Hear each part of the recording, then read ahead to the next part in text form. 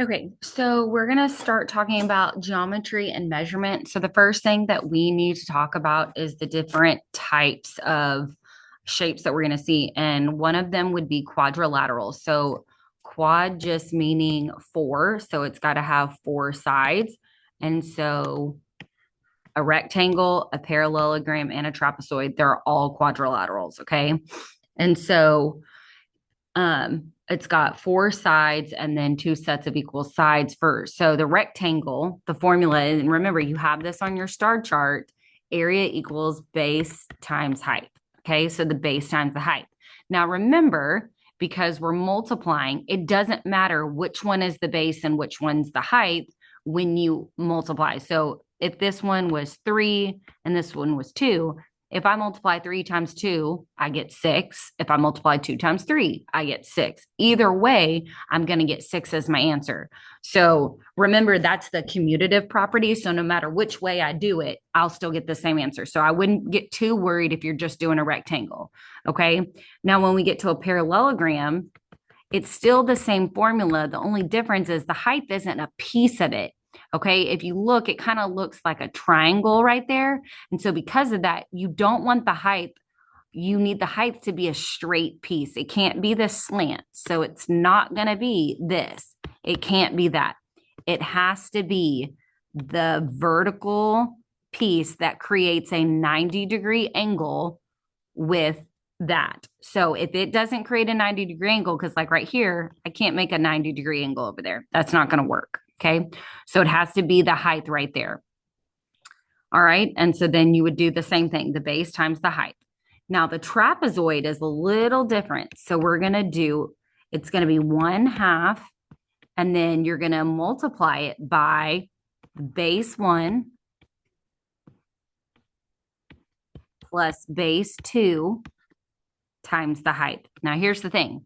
Once again, it doesn't matter which one you make base 1 and which one you make base 2, because you're just adding them. So once again, commutative property of addition, whereas the other one was commutative property of multiplication.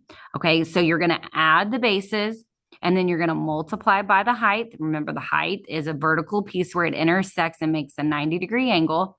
Okay, and then you're going to multiply it by the height, and then you're going to divide all of that by 2. Okay. And remember, when we talk about area, we're always squaring it because you're multiplying two pieces.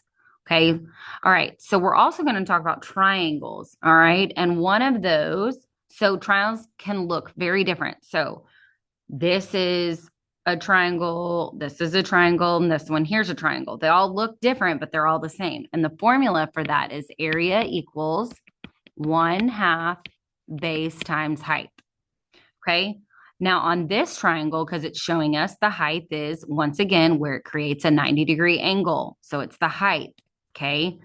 On this triangle, we can just use this piece for the height because it's already creating that angle.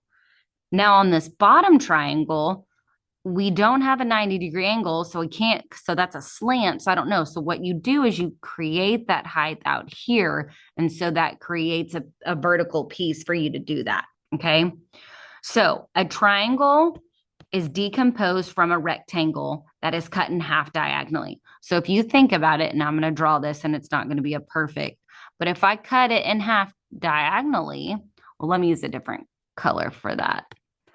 If I cut it in half diagonally, you can see that it makes 2 triangles. Okay. So that's the whole point of looking at it that way. Okay.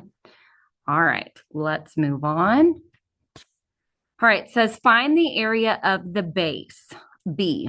Okay. So when you see this right here, this big B means area of the base. Do not get this confused with little b, which just means the base. Big B means area of the base. So depending on what the base is, the formula will change. So if your base is a rectangle like it is here, you would find area of a rectangle. But if I had a base that was a triangle, you would find area of a triangle. So big B means area of the base. Okay. So if we were finding area of this prism, it would be area of the base. So we would do base times height. And then you would multiply it by the height of the prism. Okay. So that's different if you're talking about volume. That would be volume. Okay. So if I was finding the volume of this, if I'm just finding the area, that's different. But if I found the volume, I would then have to plug in this height piece. Okay. All right. One more thing about triangles. So the three angles in a triangle have a sum, meaning you have to add them up to equal 180 degrees. No matter what the triangle looks like, the three angles, not sides, but angles inside have to equal 180. So if I wanted to solve for x, and I know they have to equal 180, I would do x plus 33 plus 75 equals 180. 33 plus 75 give me 108.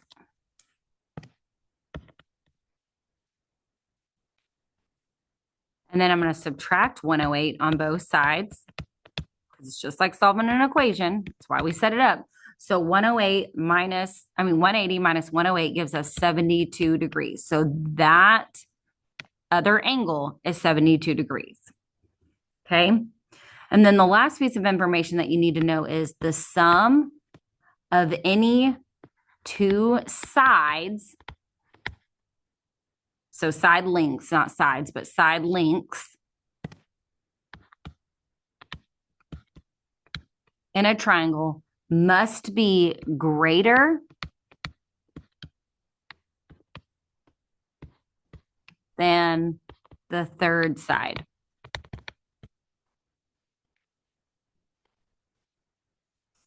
Okay. All right. So if we did 6 plus 4 is greater than 3. So the sum of any two side lengths in a triangle must be greater than the third side. So 6 plus 4 is 10. 10 is greater than 3. So that works. Okay. 4 plus 3 is greater than 6. 4 plus 3 is 7. 7 is greater than 6. Right? 3 plus 6 is greater than 4. 6 plus 3 is 9, which is greater than 4. If you got it to where it wasn't greater than the third side, then one of those sides is wrong. This rule is always intact. You cannot change it. So if you ended up getting 2 plus 3 is greater than 1, that's fine. If you did 1 plus 2 is greater than 3, well, that's not true. So then that wouldn't work. Okay. So you have to make sure that it works on every single one of them. Okay. So those are the notes for this, just for the starting of the geometry unit. Okay. So look it over and see if you have any questions.